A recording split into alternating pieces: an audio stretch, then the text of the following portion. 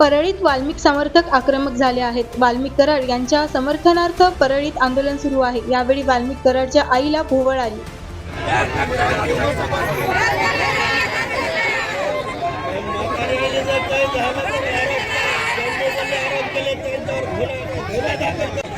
जे कायद्यानं सुरळीत चालू आहे ते सुरळीत कायद्यानं चालू ठेवा. जो खंडणीचा गुन्हा दाखल झालेला आहे त्याच्यामध्ये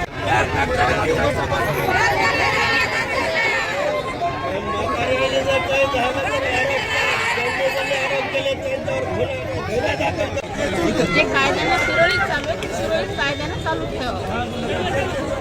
जो खंडणीचा गुन्हा दाखल झालेला आहे त्याच्यामध्ये